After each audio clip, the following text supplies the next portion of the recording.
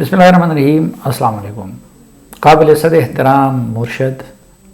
آج کل آپ کی یادداشت شاید کچھ متاثر ہو گئی ہے کیونکہ آپ صبح ایک اور شام کو دوسری بات کرتے ہیں، لیکن اگر آپ اپنے ذہن پر زور ڈالیں تو یاد آ جائے گا کہ آج سے ٹھیک 10 برس قبل یعنی 2012 میں مخدوم جاوید ہاشمی اور اون چودھری کی موجودگی میں نے آپ سے گزارش کی تھی اور اس موضوع پر طویل بحث کی تھی۔ قرآنی آیات اور احادیث مبارکہ کے حوالے دے کر میں نے آپ سے عرض کیا تھا کہ قومی اور اجتماعی ایشوز پر ڈٹ کر سیاست کرو، لیکن دوسروں کی عزتوں سے نہ کھیلو اور ذاتیات کا سہارا نہ لو۔ لیکن آپ مصر رہے کہ میں چور کو چور اور بدکردار کو بدکردار کہوں گا۔ تب آپ کو ٹیلی فون ٹیپ کرنے والے اور ویڈیوز بنانے والے جو لوگ ہیں ان کی بھرپور پشپناہی حاصل تھی، اور میں نے آپ سے یہ بھی گزارش کی تھی کہ پاکستانی معاشرے کے سوشل بیریئرز کو نہ توڑو کیونکہ یہ ناقابل تلافی نقصان ہوگا۔ لیکن چونکہ آپ شہرت اور طاقت کے نشے سے سرشار تھے، دوسری طرف نادیدہ قوتوں کی پشپناہی حاصل تھی، اس لیے آپ نے اپنے سیاسی اور صحافتی نقادوں کی کردار کشی کی مہم اور بھی تیز کر دی۔ مجھ سمیت سب کو طرح طرح کے القابات سے نوازتے رہے۔ ڈیزل، غدار، چور اور اسی نوع کے القابات دینا آپ کا روز کا معمول بن گیا۔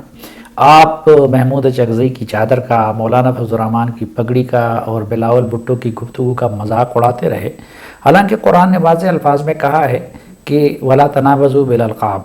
اور 2012 میں آپ کو یہ آیت بھی میں نے بار بار سنائی تھی اور آپ کے سامنے تلاوت کی تھی۔ یہی بات میں نے آپ کے گوشگزار کی تھی کہ اللہ تعالیٰ ستار العیوب ہے اور اس کے پیارے نبی صلی اللہ علیہ وسلم نے لوگوں کے ذاتی عیوب اور گناہوں پر پردہ ڈالنے کا حکم دیا ہے۔ لیکن اصلاح تو کیا کرتے، الٹا آپ نے سنگاپور سے لے کر امریکہ تک اور لندن سے لے کر یورپ تک گالم گلوچ اور کردار کشی کے لیے سوشل میڈیا کے گالم گلوچ بریگیڈ بنا دیے۔ اس وقت کے آئی ایس پی آر کے حکام کے ساتھ مل کر اور اربوں روپے لگا کر ملک کے اندر بھی آپ نے ایک وسیع و عریض نیٹ ورک اس غلیظ کام کے لیے قائم کیا۔ مین اسٹریم میڈیا اور یوٹیوبرز کو بھی استعمال کیا۔ آپ اور آپ کی مرشد کی ہدایت پر میری ماں، بہنوں اور بیوی کو گالیاں پڑھوائی جاتی رہیں۔ آپ اور آپ کی مرشد کی ہدایت پر خواتین اینکرز کی کردار کشی بھی ہوتی رہی۔ ان کے اور ان کے اہل خانہ کی زندگی کو اجیرن بنا دیا گیا۔ بعض کے گھروں میں ان کو ڈرانے دھمکانے کے لیے ایجنسیوں کے اہلکاروں کو بھی بھیجا۔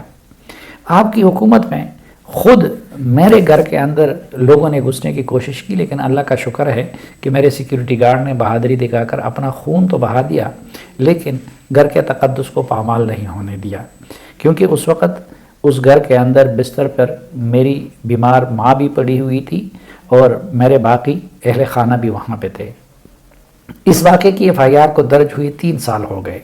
لیکن آپ کی پوری حکومت میں اس پر کوئی کارروائی نہیں ہوئی۔ اقتدار سنبھالتے ہی آپ نے ایجنسیوں کو ہمارے پیچھے لگا دیا کہ ان لوگوں کی ذاتیات میں جانکاری کر کے مواد لے آؤ۔ آپ نے چیئرمین نیب کو بلیک میل کرنے کے لیے طیبہ گل نامی خاتون، جنہوں نے ایک فریادی کی حیثیت میں آپ سے رجوع کیا تھا، کہ ویڈیوز ٹی وی چینل پر چلوائیں۔ آپ نے بشیر میمن پر اپنے مخالفین پر غداری کے مقدمے قائم کرنے کے لیے دباؤ ڈالا۔ میر شکیل الرحمان سے لے کر شاہد خاقان عباسی تک بہت سو کو بے گناہ جیلوں میں ڈالا۔ آپ نے احمد فراز جیسے شخص کے بیٹے سے بھی جھوٹے پراپیگنڈے اور لوگوں کی کردار کشی کا کام لیا۔ آپ علی امین گڈھاپور سے مریم نواز اور بلاول بھٹو کی شکل و صورت اور طرز گفتگو پر غلیظ تبصرے کرواتے رہے۔ وزیر اعظم ہو کر بھی آپ نے کنونشن سینٹر میں طلال چودھری کی ذاتیات پر بات کی۔ جو کچھ آپ کرتے رہے اس کی وجہ سے سوشل میڈیا تو کیا، ہم الیکٹرانک میڈیا سے بھی اپنے بچوں کو دور رکھنے کی کوشش کرتے رہے۔ میرے پیارے مرشد، کون نہیں جانتا کہ ہر روز بطور وزیر اعظم محفل لگا کر آپ اپنے کارندوں کے ساتھ لوگوں کی ذاتی زندگیوں کو ڈسکس کرتے، ٹرولنگ اور گالم گلوچ کرنے والوں کو شاباش اور اگلے دن کے لیے ٹاسک دیتے رہے۔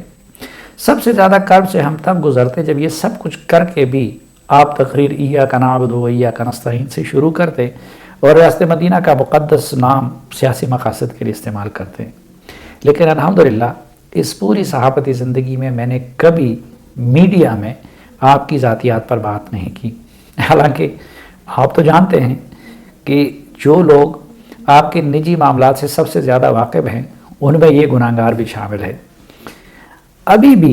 نہ میں نے آپ کی کوئی آڈیو جو لیک شدہ ہے شیئر کی ہیں اور نہ میڈیا میں اس پر بات کی ہے، کیونکہ ہم بے عزت مسلمان جانتے ہیں کہ اللہ اور اس کے رسول صلی اللہ علیہ وسلم نے ذاتی زندگی، نہ کہ سیاسی اور قومی زندگی یا قومی کردار سے متعلق، تو ذاتی زندگی سے متعلق اللہ اور رسول نے پردہ ڈالنے کا حکم دیا ہے، جبکہ میری تربیت اس عظیم اور نیک مرحوم ماں نے کی ہے جنہیں آپ کے ٹرولز گالیاں پڑھواتے رہے۔ آپ نے مجھ پر ٹی وی انٹرویو کے دوران جو الزام لگایا،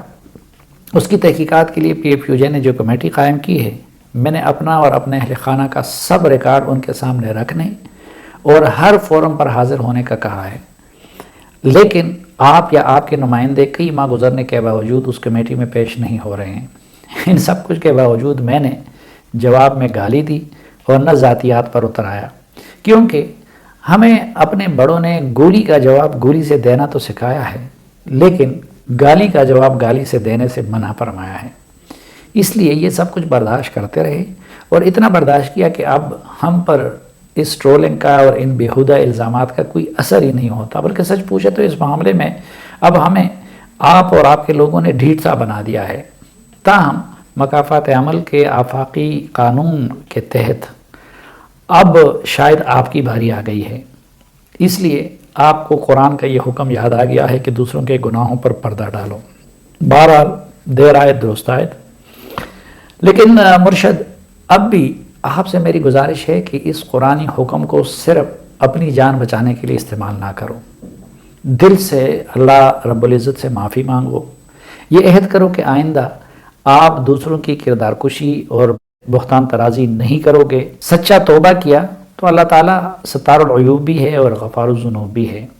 لیکن ہاں یاد رکھیے کہ قرآن نے صرف یہ حکم نہیں دیا ہے کہ پردہ پوشی کرو،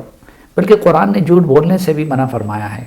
قرآن نے وعدہ خلافی سے بھی منع فرمایا ہے، بلکہ جھوٹ اور وعدہ خلافی کو اللہ کے نبی نے منافق کی نشانیوں میں سے 2 نشانیاں بتائی ہیں۔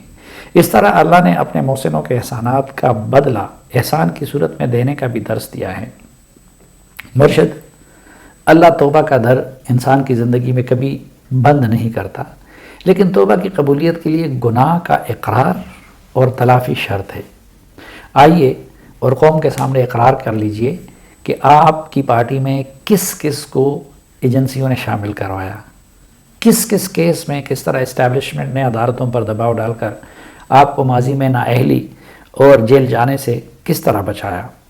گزشتہ الیکشن کے دوران کس طرح اور کس نے آر ٹی ایس سسٹم آپ کے لیے فیل کروایا اور پولنگ ایجنٹوں کو باہر نکلوا کر آپ کے امیدواروں کو پاس کروایا۔ آئیے قوم کو بتائیے کہ امریکی سازش کا بیانیہ گڑھ کر آپ نے کس طرح جھوٹ بولا۔ یہ بھی اقرار کر لیجئے کہ آپ اور جنرل باجوہ کی گزشتہ 6 سال کیا گٹھ جوڑ رہی اور انہوں نے آپ کی حکومت بنوانے اور چلوانے کے لیے کیا کچھ کیا۔ مجھے جانے دیجئے، میری جس ماں کو آپ نے گالیاں پڑھوائی وہ جنت میں جا چکی ہیں، میں مرد ہوں اور اب ٹرولنگ یا جھوٹے الزامات برداشت کرنے کا عادی ہو چکا ہوں، بلکہ اس معاملے میں بالکل لاپرواہ ہو چکا ہوں۔ اب مجھ پہ کوئی اثر نہیں ہوتا، مجھے رہنے دیجئے، مجھ سے کوئی معافی نہ مانگے، لیکن ہمت کر کے ثنا بچہ، آسمہ شیرازی، غریدہ فاروقی، نسیم زہرا اور اس جیسی دیگر خواتین سے معافی مانگ لیجئے۔ اللہ غفور الرحیم ہے، وہ توبہ کا دروازہ بند نہیں کرتا، شاید آپ کا توبہ بھی قبول کر لے۔ مرشد، ویسے یہ تو بنیادی طور پر مولانا طارق جمیل، پیرزادہ نور الحق قادری اور آپ کے مداح دیگر علماء کرام اور مبلغین کا بنیادی فرض تھا کہ آپ کو یہ نصیحت کرتے، لیکن چونکہ وہ مصلحتاً خاموش رہیں، اس لیے مجھ گناہگار اور طالب علم کو یہ فریضہ انجام دینا پڑ رہا ہے، کیونکہ مجھے لگتا ہے کہ اگر توبہ نہ کیا، اگر اپنے گناہوں سے اور ان حرکتوں سے تائب نہ ہوئے،